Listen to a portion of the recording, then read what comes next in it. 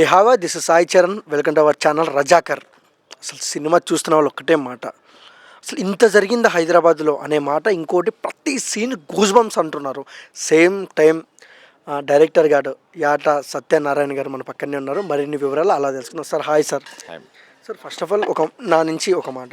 First of all నేను trailer చూసినప్పుడు చాలా నచ్చింది, కానీ ఏముంటుందిలే సినిమా అనుకున్నా సార్. నిన్న రైట్ చూసాను సార్ సినిమా. నేను మీడియా షో కూడా చూడలేదు. అసలు హ్యాట్స్ ఆఫ్ సార్ మీకు. అసలు ఎంత బాగుందంటే అసలు ఇంట్రడక్షన్ నుంచి క్లైమాక్స్ దాకా ఇంకా ఏంటి ఇంకా ఏంటి ఇంకా ఏంటి అనిపించింది నా నుంచి review. The block buster movie. And first of all ఎందుకు సార్ ఈ కథను మీరు ఎందుకు ఎంచుకున్నారు? ఇది ఒక చరిత్ర, ఎవరు చెప్పలేదు, చెప్పాల్సిన చరిత్ర. మనకు స్వతంత్ర పోరాటం, మనకు వచ్చిన స్వతంత్రం అనేది అబద్ధం, నిజం దాగి ఉంది ఎక్కడో. ఆ నిజాన్ని బయట చెప్పాల్సిన అవసరం ఉందనిపించింది నాకు. అదొక అవకాశం కూడా వచ్చింది కాబట్టి ముందు తీసుకొచ్చాను. ఓకే సార్, మనం ఫస్ట్ సీన్లో చూసుకున్నప్పుడు అయితే చాలా అంటే అమ్మాయిని చంపడం కానివచ్చు, చిన్నపిల్లని చంపడం కానివచ్చు, సేమ్ అలానే జరిగాయా సార్? నిజంగా జరిగాయా అవి? 100% ఈ సినిమాలో ఏం చూపించానో అది జరిగిందే చూపించాను. ప్రతి షార్ట్ టు షార్ట్ జరిగిందే చూపించాను తప్ప ఏది క్రియేట్ చేసింది కాదు, అన్నీ జరిగినాయి. ఓకే, అంటే సినిమా చూస్తున్న కొద్దీ ఫస్ట్ ముస్లిమ్స్ నుంచి ఒక నెగిటివ్ ఫోర్స్ అంటే అనిపించింది నాకు. తర్వాత ద ఎండ్ సినిమాకు అర్థమైంది ఒక రాజు చేసిన పని ఇదల్లా. బట్ మీరు ఎప్పుడన్నా మీకు ఏమైనా బెదిరింపు కాల్స్ వచ్చాయా? టీజర్ టైంలో వచ్చినాయి, కానీ ఇప్పుడు తగ్గిపోయినాయి. టీజర్ టైంలో బాగానే వచ్చినాయి. ఓకే, ఎలా అనిపిస్తుంది ఇంత పెద్ద హిట్ అయింది సినిమా? అసలు చాలా హ్యాపీగా ఉంది. అంటే ఒక మొదటి ప్రయత్నమే, మంచి ప్రయత్నం చేసే అవకాశం రావడం, ఆ సినిమా సక్సెస్ అవ్వడం.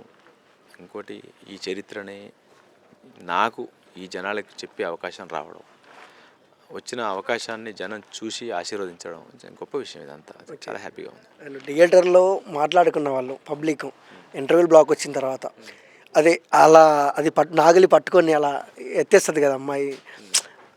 ఒక అన్న అన్నాడు, ఈ సినిమాలో స్టార్స్ పడింటే సినిమా అంతే ఎన్టీఆర్ రామ్ చరణ్ అలా సినిమా పగిలిపోయేది, ప్యాన్ వరల్డ్కి వెళ్ళిపోయేది అన్నారు. బట్ స్టార్స్ని పెట్టే ప్రయత్నం ఏమైనా చేశారా మీరు? లేదు, చేయలేదు. ఎందుకు సార్ అలా? చేయలేదంటే నో డౌట్, నాకు నా ఫస్ట్ సినిమా కాబట్టి స్టార్స్ అంత ఈజీగా నమ్మరు. ఈవెన్ ప్రొడ్యూసర్ గారికి కూడా ఫస్ట్ ప్రొడక్షన్ కాబట్టి అంత ఈజీగా ఫస్ట్ నమ్మరు. అది తప్పేం లేదు, వాళ్ళ తప్పేం కాదు. ఎందుకంటే నా టాలెంట్ తెలియనప్పుడు ఎట్లా నమ్ముతారు? రెండవది ఏంటంటే, నమ్మనప్పుడు వాళ్ళని పెట్టి వాళ్ళ కోసం ఎవరైనా ఒక స్టార్ పెడితే ఏమొస్తుందంటే వాళ్ళ పాయింట్ ఆఫ్ వ్యూలో చేయాల్సి వస్తుంది. ఆ హీరోకి సంబంధించిన బిల్డప్ వేయాల్సి వస్తుంది. అది ఈ హిస్టరీకి ఇవ్వలేము. కాబట్టి ఏంటంటే రెండు దృష్టిలో పెట్టుకొని ఆ ప్రయత్నం చేయలేదు. జస్ట్ ఆ కథకు ఆ క్యారెక్టర్స్ ఎవరైతే ఇన్వాల్వ్ అవుతుంటారో బాగుంటుందని దృష్టిలో పెట్టుకుని అది చేశాను. ఓకే, భారతదేశం అంటే ఎవరి మీదకి యుద్ధానికి వెళ్ళదు. అసలు మనల్ని ఏమన్నా మనము ఎవరినైనా వదిలేస్తాం. బట్ భారతదేశం గురించి ఏం చెప్తారు సార్ మీరు? భారతదేశం గురించి చెప్పేంత గొప్పని కాదు, కానీ భారతదేశం చాలా గొప్పది.